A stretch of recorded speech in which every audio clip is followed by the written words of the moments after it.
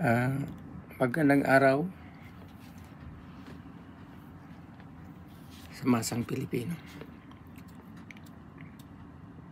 Dito tayo ngayon sa malayang talakayan, dagdag kaalaman ng masang Pilipino.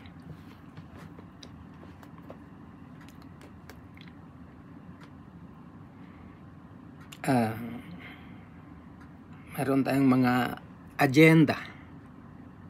Siguro dito muna tayo sa unang agenda. Demokrasya. Demokrasya. Ano ba ang demokrasya?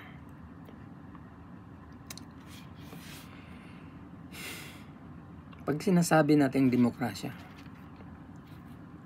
ang kagustuhan ng mayorya ang siyang nasusunod. Yun ang demokrasya. Halimbawa, sa kapulungan, nagkaroon ng dapat pagbubutuhan.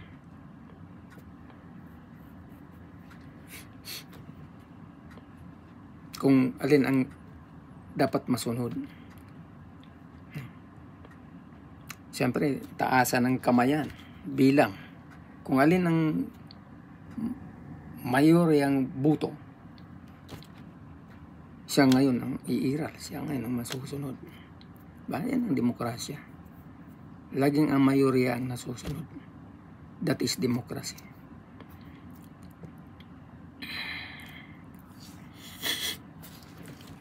Kaya lamang, sa ating kasalukuyang kalakaran ng pamamahala sa Pilipinas, mayroon ba talagang demokrasya? Yun ang tanong eh. Siguro yan ang ating pag-usapan, talakayin, i-analisa, silipin, no? Kung talaga bang may demokrasya. Okay. Una, tingnan siguro natin sinong nakaupo sa ating pamahalaan mula noon hanggang sa kasalukuyan. Diba?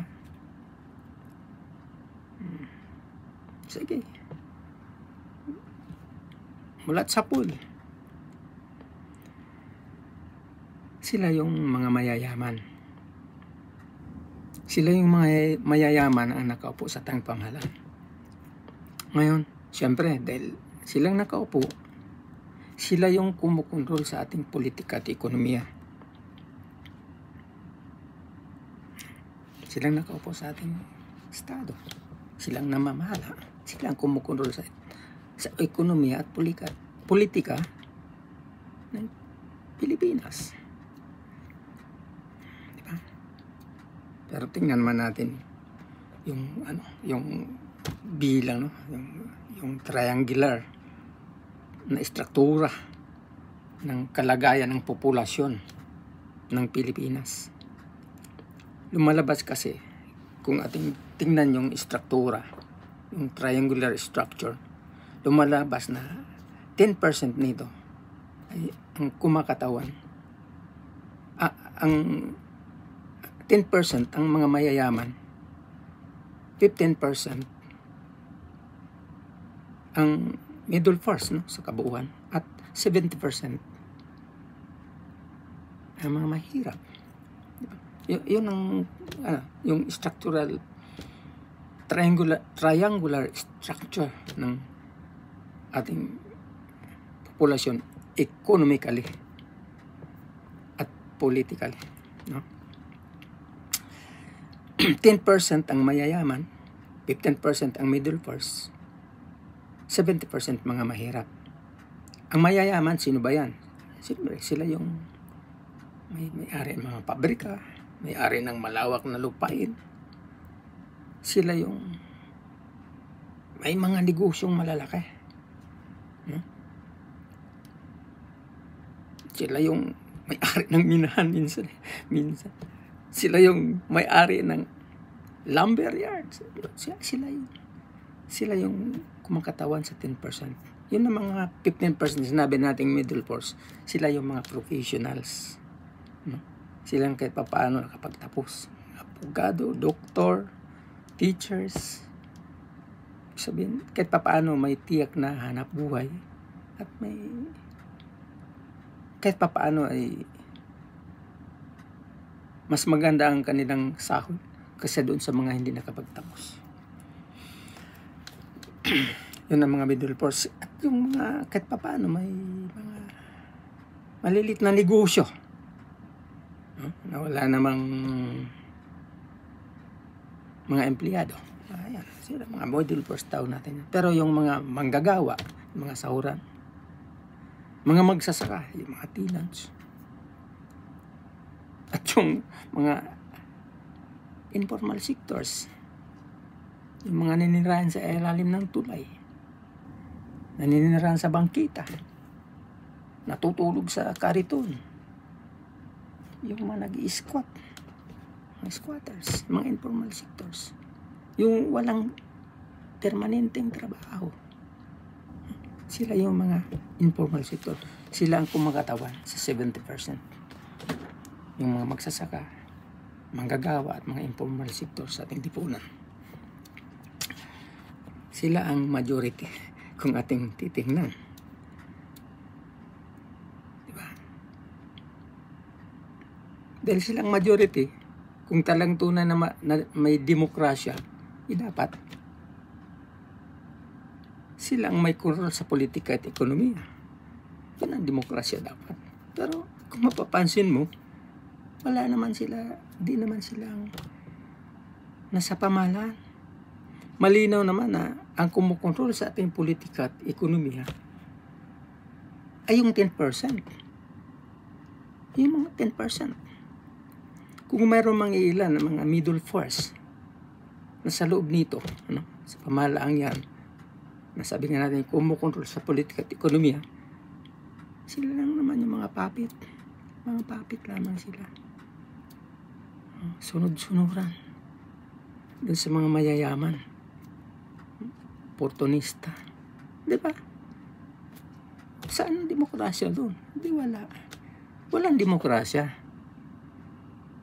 Okay, walang demokrasya sa sistema ng ating pamahalaan. Okay. Sige, define natin. Ang demokrasya kasi, halimbawa, may botohan. Nagboboto tayo.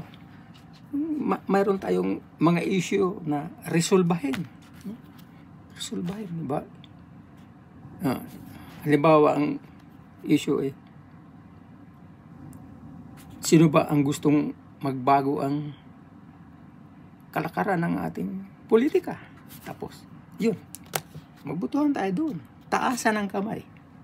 Ngayon, majority gusto na baguhin ang kalakaran ng ating halalan. Dapat yun ang masunod. Yan ang demokrasya, di ba? Ang minority, dahil minority lang, sunod sa mayorya. Pero kakaiba ang ating kalagayan kasi sa ating sistema, ang minorya, ang mayorya ang sumusunod sa minorya. Di ba? Dahil ang namamahala yung sila yun sa hanay ng minorya, sa uring minorya yung mayayaman. Kasi nga ang ating lipunan, ayon nga sa agam, ay nahati ito sa dalawang uri. Uring mahirap at saka uring mayaman, di ba? Uring mayaman at so uring mahirap. Bakit nahati? Dahil yun ang kalakaran. Yun ang kalakaran na umiiral. At tanggapin na sa hindi yun ang katotohanan. Mayroong mayaman, mayroong mahirap. At ayon sa statistics, 10% nga mayaman. Halos 80%. No, 90% pa nga mahirap. Isama na natin yung middle force. Mahirap pa rin yun. Hindi naman mayaman yung mga middle force. Wala. Hindi yan talagang mayaman. Yun ang buhay na dapat mangyari sa kalagayan Pilipino. Middle force. Pantay-pantay tayong nasa kalagayan ng kaginhawaan. Hindi, wala. Hindi ganun eh. Hindi nangyari. Kaya, bakit? Dahil walang tunay na demokrasya. Hindi nasunod yun. Niluluko tayo. Isang malaking panluluko. At sigurado naman, hindi papayag ang mga mayayaman na ang kontrol sa politika at ekonomiya ay mapunta sa majority. Diba? Siniguro nila yan. Kaya, doon sa panahon ng eleksyon, bawa, sa panahon ng eleksyon, sino ba ang naglaban-laban? Sila lang din naman. Yung uri nilang naglaban-laban sa eleksyon, yung uring mayayaman na yan. Sila yung may pera. Kasi ang ating eleksyon, kailangan may pera ka. Kasi kung wala kang pera, di paano ka mangampanya? Kung wala kang pera, paano ka makabili ng buto para maiboto? Ganon naman ang ating sistema. Sistema ng ating eleksyon. Pera. Kailangan may pera ka para manalo. At sinisiguro talaga ng mga mayayaman na hindi makaupo ng mga mahirap. Sinisiguro nila yan. Kaya ang ating papel sa panahon ng eleksyon ay ang bumuto. Bumuto, nung wala ka naman talaga mapagpilian. Kasi pare-pareho lang yan eh. Kahit sinong manalo, yun din yun. Kasi yung sistema nila, ang gusto nilang umiral yung mangibabaw. Ang kanilang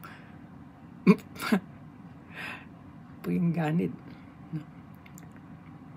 Ganid sa kapangyarihan, ganid sa kayamanan. Sila yun eh. Para makapangibabaw sila. Siyempre, yung halalan, siguro din nila na sila lang yun. Okay. Sige. Mayroong nakalusot, kahit pa paano, mahirap. Okay, sigurado. Tuta lang nila yan. Paapit din yan eh. Wala tayong magawa ron. Diba? Kasi sistema nila yun. Hindi natin sistema. Sistema o pamamaraan nila para tiyakin na sila ang kumontrol sa politika at ekonomiya. At tayo mga mahirap, maging alipin, mga manggagawa, no? Mga tenants, mga informal sector, yung nagtatrabaho sa mga construction, mga ganun, yun ang papel natin bilang mga mahirap. At ang masakit pa nga pag nagsalita sila, napakasakit. Dahil sabihin nila, kaya ka naghirap, matamad ka naman. O, di bang kalukuhan? Tapos, yun naman mga reliyoso, sabihin, kaya ka naghirap. Kasi, yan ang kagustuhan ng Diyos. Tanggapin mo. Yan ang kapalaran mo eh. Yan ang kagustuhan ng Diyos. Ay, ganun ba? Ganun ba ang Diyos? Luluko tayo. Hindi tayo nilikha ng Diyos para maghirap. Kasi malinaw naman. Malinaw naman na ang lahat ng bagay ay nilikha ng Diyos para sa lahat. Para sa lahat. Ibig sabihin, hindi dapat kinakamkam ng may mga pera. Kagamitan ng produksyon. Diba? Hindi kinakamkam ng may pera. Lupain para mauwi na ang walang pera na agiging squatter. Diba? Ang mga mahihirap na manggagawa nag-i-squat kasi ang sahod niya hindi sapat. Hindi sapat. Binibigyan ng sahod ng mga kapitalista niya. Sapat lamang para makakain. Hindi nga sapat minsan eh. Basta makakain lang, mabuhay. Tapos may pamasahe, pabalik sa trabaho. Yun ang sahod ng mga mahirap. Doon sa mga kapitalista niya, sa mga mayayaman niya. Diba? Yung mga magsasaka, tingnan mo. Yung mga tenants. Wala. Karamihan sa mga tenants, sa kanayunan, kung pupunta ng kalunsuran, para maghanap buhay, magpasahod. Lalo pang nalugmok sa kahirapan. Diba? Kasi nga,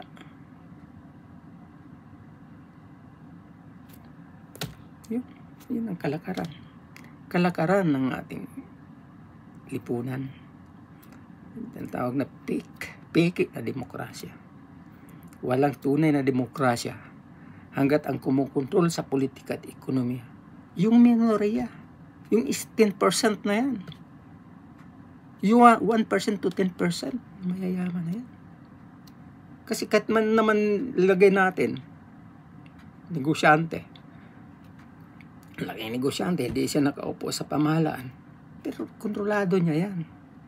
Bakit niya nakokontrol? Dahil sa pera. Pinibili niya yan eh. Bigyan niya ng dagdag pera para sa kampanya. Basta pagka nakaupo, ayun, siyempre gahaman din. Kasi mayaman din yan. Tumakbong mayaman, tapos madagdagan pa, di mabawasan ang kanyang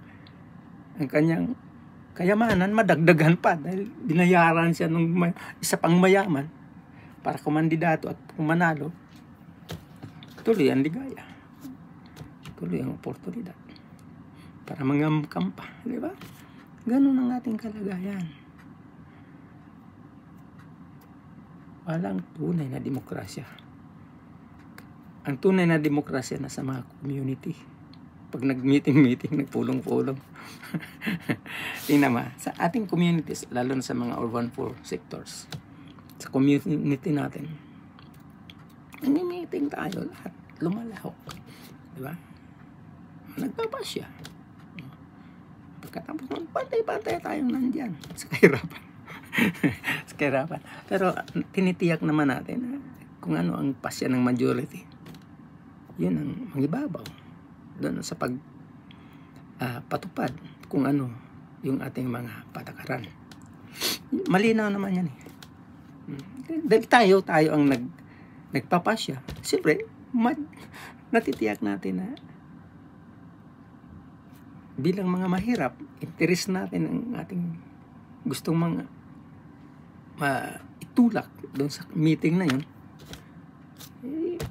Yun ang iiral. That is democracy. Kasi majority tayo. Diba? Yan ang demokrasya. Pero sa ating pamahalaan, niluloko tayo. Hindi totoong demokrasya. Ang mga senador, puro mayayaman. Ang kongreswan, puro mayayaman. Sila mismo nagpapasya sa sarili nilang interes.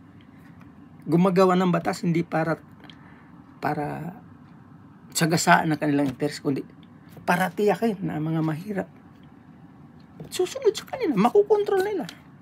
Kontrolado. Diba? Tapos sabihin natin, malaya, freedom.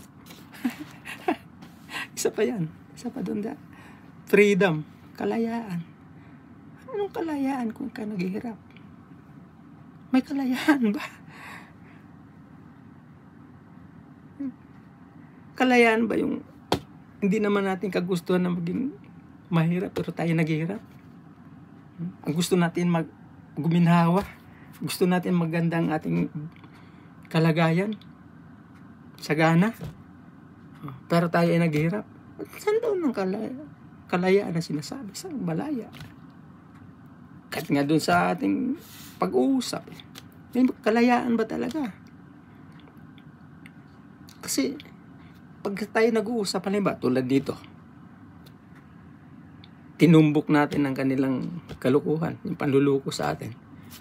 Siyempre, di sila matutuwa ron.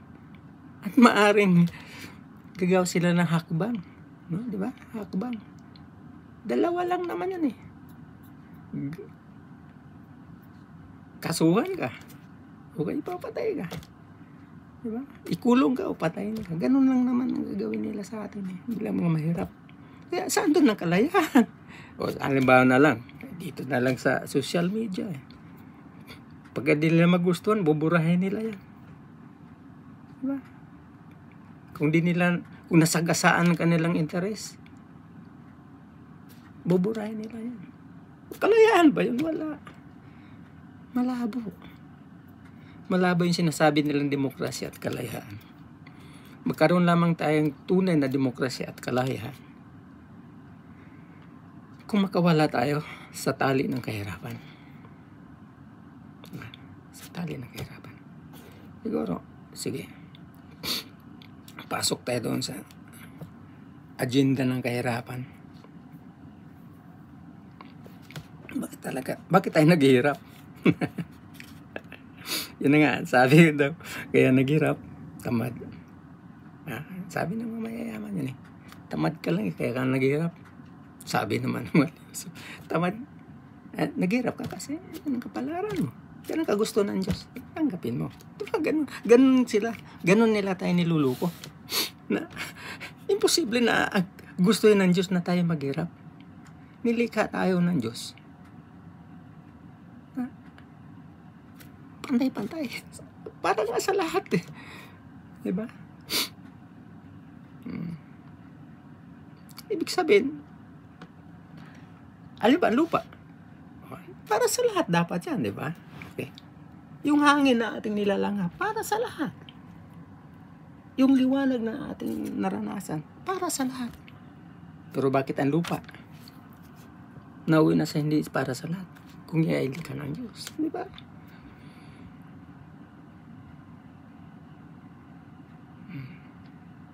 Kaya, kung ating ugatin talaga, ano ba talaga ang dahilan ng kahirapan? Yung ugat ng kahirapan.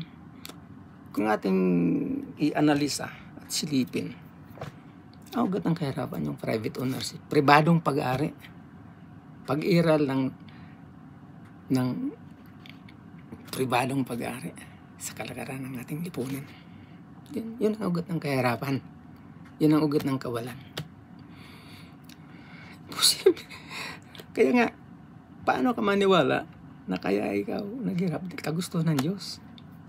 Maniwala kasi ang lahat ng bagay inilikan niya para sa lahat.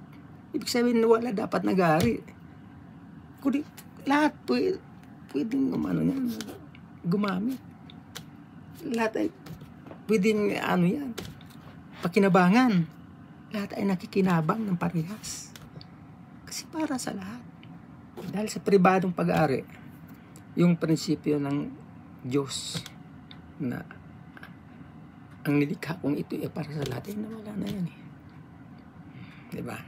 Nawala na yan, baliwala na yan. Dahil sa pag-iral ng pribadong pag-ari. Lalo na sa kagamitan ng production. Diba? Yun O sino bang may-ari ng mga pabrika? Sino ang may-ari ng malawak na lupain? Sino may-ari ng mga subdivision? Diba? Mga mayayaman sila yung may pera. Habang yung mga walang pera, walang mga paghihirap, naging manggagawa, sahuran lamang, naging alipin. Diba? Kasi wala siyang pag-aari. Sulupan na lang. Bakit tayong mga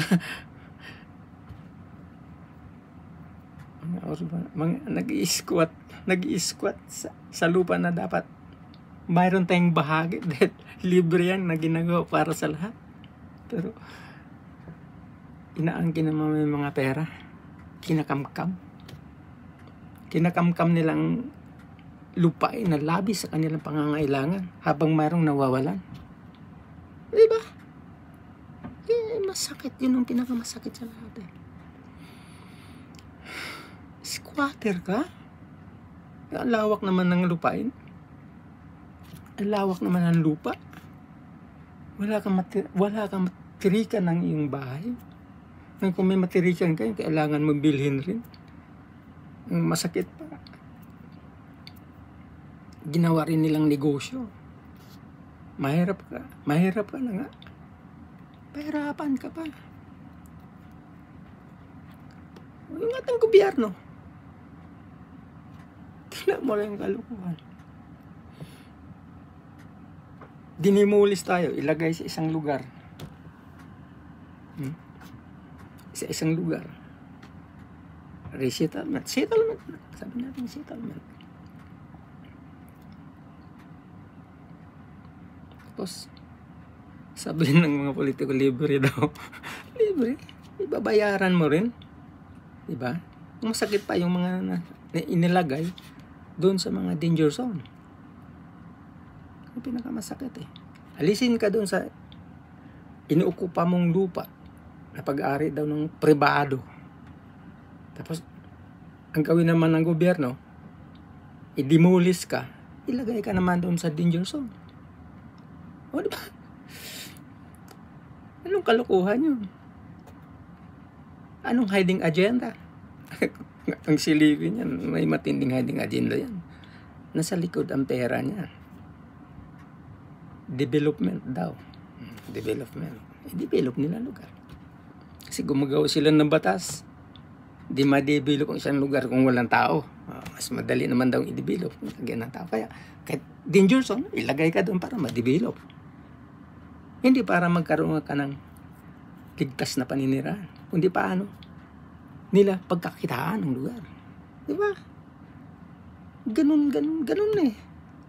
Tapos yung magagandang lugar na okupado ng mga pribadong may pera, pribadong pag-ari, may mga pera, ayan, gaganda. Dapat doon tayo ilagay. Ayaw nila eh.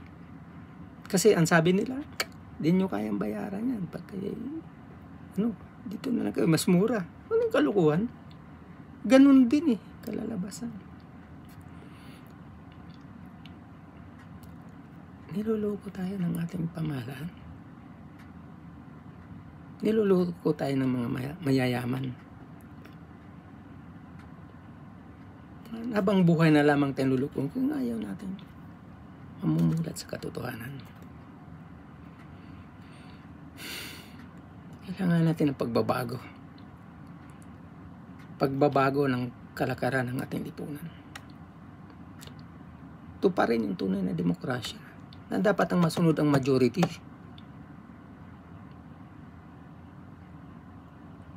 Dapat masunod ang majority.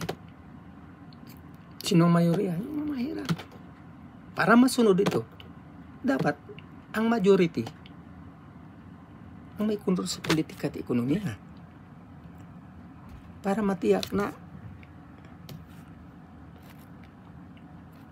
ang buhay guminawa. Okay. Mukhang komplikado, pero malinaw naman sa agam. Malinaw naman eh na ang pamamahala, pamumuno ay sumasalamin din yan sa uri na ating pinanggalingan. Halimbawa, kung ikaw mahirap, mamumuno ka ayon sa interes ng iyong uri na pinanggalingan. Para sa interes ng mga mahirap. Para sila, kasi nakikita mo ang kanilang kalagayan. Kasi ikaw, ganon din eh. Isipin mo ngayon, paano gubinawa ang mga mahirap? Paano maging maganda ang pamumuhay ng mga mahirap? Kasi mula kasahanay na yan. Doon naman sa mga mayayaman, siyempre, pag namumuno yan, para sa interes nila. Kasi, likas sa kanila yung paginggahaman, nasa interes na kamkam. Lalo pang magpayaman. Yung labis-labis sa kanilang pangailangan. Kamkamin nila yan. Kasi yun ang kanilang interes eh. Interes nilang hanggat maaari kanila lahat. Yung kapangyarihan, yung kayamanan. Ganun. Kasi nga sila yung mga tinatawag natin, mga gahaman, mga sakimyan eh. Ayaw nila pumayag na guminawa ang mga mahirap kasi yung kanilang katamaran mabisto. Bakit? Obligado silang magtrabaho eh para mabuhay. Diba? Sila kasi, yung mga mayayamang karamihan dyan, hindi na nagtatrabaho para mabuhay. Puro gala lang yan. May pera eh. Pero yung pera na kinikita nila, galing doon sa pang-aalipin sa mga mahirap. Pagsasamantala sa mga mahirap. Pang-aapi sa mga mahirap. Mga manggagawa. Mga tinang, mga magsasaka. Mga informal sector, laborer. Doon ganun katindi.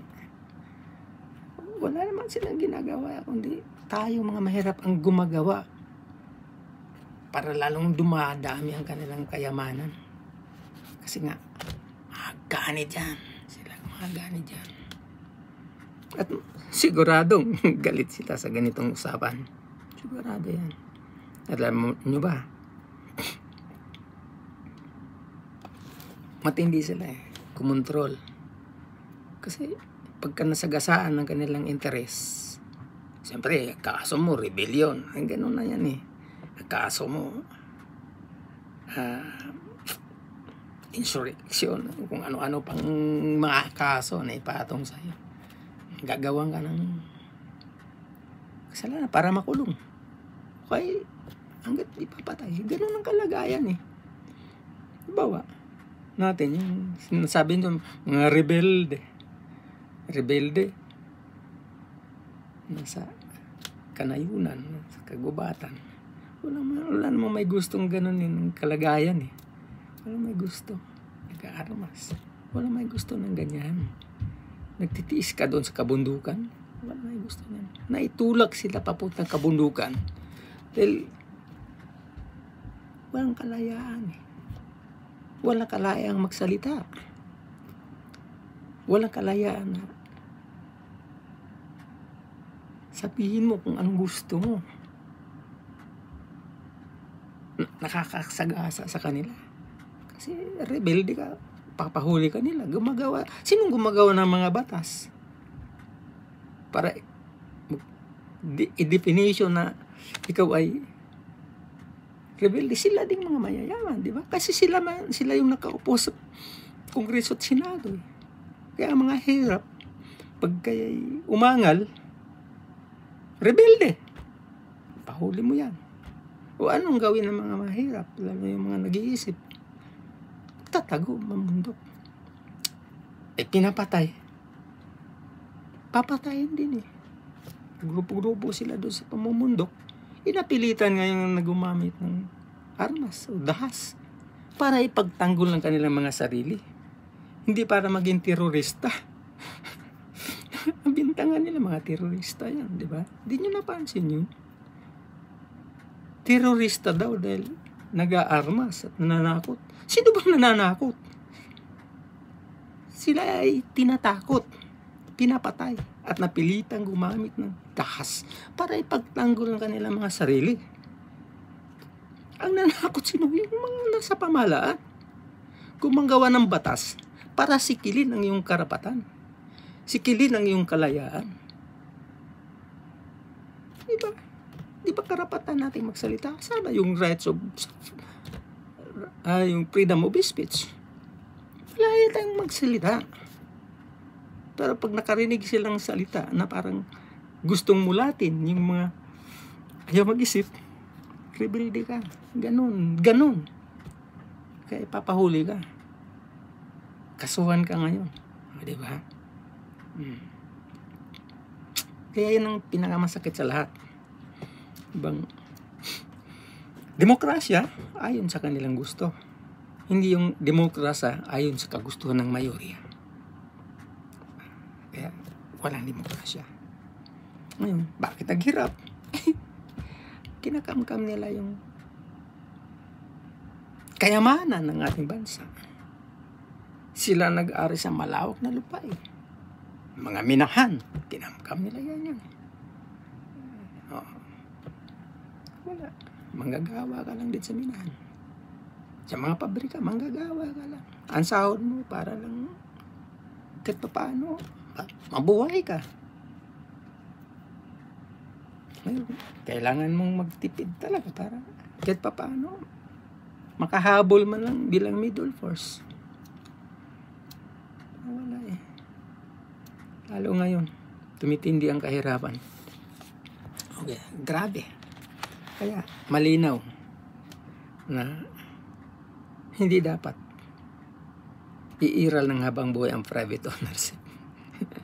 Sundin natin yung nasabi nga na ang lahat ng bagay ay gawa ng Diyos ay para sa lahat. Yun ang prinsipyo ng Diyos. Yun ang prinsipyo ng kalikasan. Yun ang tamang prinsipyo. Paging makatao. Maging makatao ka lamang kung hindi ka ganid. Bang gusto mo lahat ay umangat. Lahat ay sagana. Yun ang makatao. Hindi totoo na pagka-religyoso ko, makatao ko, hindi. Bakit ko nasabi yan? Ang mga relihiyon din may pribadong pag-aari. Na kaya nilang tingnan yung mga walang tirahan sa ilalim ng tulay. Hindi man lang nila may alok o dito pa. Diba? Pag may demolition, di sila kumikibo. Ala lang. Malaki rin naman lupain nila, diba? Oo, diba? Hindi ko sinabing Diyos, relihiyon. Ibang relihiyon kaysa Diyos. Ang Diyos, yung lumikha na lahat ng bagay. Ang relihiyon, kasama sa panduluko. Kasabot ng mga kapitalista. Lokohan.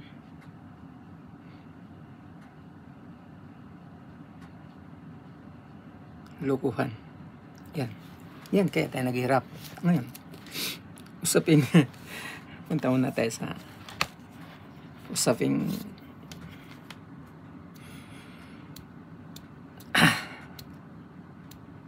sa usapin ng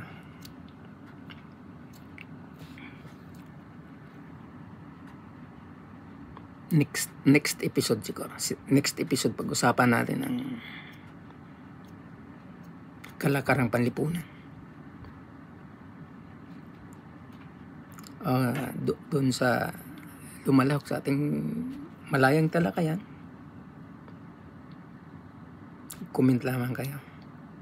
At doon sa mga comment ninyo, doon natin lalong palawakin pa ang mga pagtatalakay. I-share para maabot natin. Hindi man lahat ng masang Pilipino, at least marami ang abutin. I-share niyo. I-share tayo. At ituloy-tuloy natin to hanggat hindi tayo pinuputol. Maraming salamat at sa next episode mag-antabay kayong lahat.